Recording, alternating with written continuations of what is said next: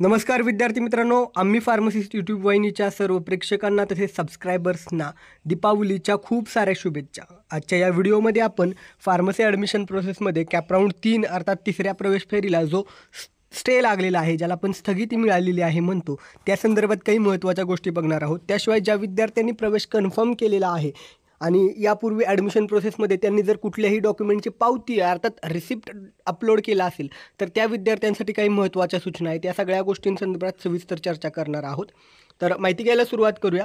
सगळ्यात पहिल्यांदा यापूर्वीच्या मी दोन्ही व्हिडिओमध्ये हे अपडेट दिलेलं आहे की कॅपराऊंड 3ला अर्थात तिसऱ्या प्रवेश फेरीला स्थगिती मिळालेली आहे, स्टे मिळालेला आहे. याचं कारण हेच आहे की जे नवीन कॉलेजेस आहेत त्यांनी शासनाकडे तसेच कोर्टामध्ये तक्रार दाखल केलेली होती की PCI अप्रूव्हल लवकर न मिळाल्यामुळं त्यांना कॅपराऊंडमध्ये पार्टिसिपेट होता आलेलं नव्हतं.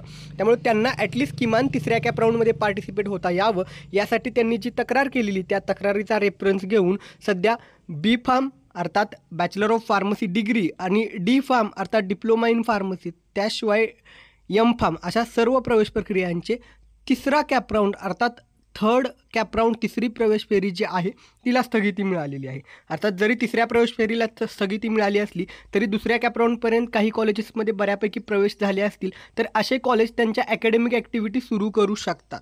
हे कॉलेज स्तरावरचा निर्णय आहे. तुम्ही ज्या कॉलेजमध्ये प्रवेश निश्चित केलेला आहे त्या कॉलेजेसकडून तुम्हाला त्या संदर्भातली माहितीही दिली जाईल. ठीक आहे. आता वळूया मुख्य मुद्द्याकडे. अनेक विद्यार्थी असे आहेत की ज्यांनी ॲडमिशन प्रोसेसमध्ये त्यांचे कास्ट व्हॅलिडिटी किंवा या ठिकाणी त्यांचं नॉन क्रिमिलियर किंवा EWS विद्यार्थ्यांचं EWS सर्टिफिकेट जर पेंडिंग असेल, त्यांनी पावती रिसिप्ट अपलोड केली असेल तर तुम्हाला ते तुमचं मूळ ओरिजिनल डॉक्युमेंट जर उपलब्ध झाला असेल, तुमच्याजवळ अवेलेबल झाला असेल तर या ठिकाणी CET सेलच्या वेबसाईटवरती ज्यावेळेस तुम्ही लॉग इन करता, register candidate log in, already रजिस्टरवरती गेल्यानंतर तुमचा ॲप्लिकेशन ID, पासवर्ड आणि कॅप्चा या सर्व डिटेल्स टाकल्यानंतर तुम्ही लॉग इन करता. त्यावेळेस डॅशबोर्ड अर्थात 3 हॉरिझॉन्टल लाईन आहेत त्याच्यावरती क्लिक केल्यानंतर इथे बघू शकता इम्पॉर्टंट लिंक जो ऑप्शन आहे त्या ठिकाणी खाली गेल्यानंतर बघू शकता तुम्ही इथे सीट ॲक्सेप्टन्स मेनू जे आहे त्याच्या खाली दुसऱ्या क्रमांकाला अपलोड CVC अर्थात caste validity certificate, non creamy layer किंवा EWS हे जर डॉक्युमेंट पेंडिंग असेल तर यावरती क्लिक करून अपलोड करू शकता. शिवाय तुमच्या लॉग इनमधून तुम्ही ग्रीवियन्स देखील रेज करू शकता काही तुमच्या क्वेरी असतील तर. त्यामुळे या ठिकाणी तुमचं मूळ डॉक्युमेंट आला असेल तर अपलोड करा. जर फिजिकल स्क्रुटिनी केली असेल तर तुम्ही संबंधित FC सेंटरवरती जाऊन तुमचं डॉक्युमेंट व्हेरीफाय करू शकता किंवा ऑनलाईन देखील तुम्हाला हा नॉन क्रिमिलियर, कास्ट व्हॅलिडिटी या गोष्टी अपलोड करण्यासाठी ऑप्शन देण्यात आलेला आहे. ठीक आहे.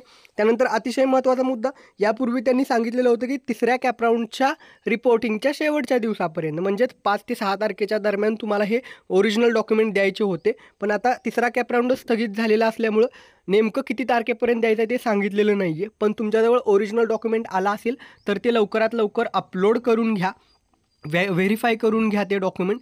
शिवाय या ठिकाणी फक्त मराठा आरक्षण SEBC अर्थात मराठा आरक्षणाच्या कास्ट व्हॅलिडिटीसाठी, पुन्हा सांगतो, मराठा आरक्षणच्या कास्ट व्हॅलिडिटीसाठी त्यांनी प्रवेशानंतर 6 महिन्याची मुदत दिलेली आहे. बाकी मराठा आरक्षणच्या विद्यार्थ्यांना नॉन क्रिमिलियरची रिसिप्ट अपलोड केली असेल तर तुम्हाला ओरिजिनल नॉन क्रिमिलियर हे आत्ता हे द्यावंच लागणार आहे.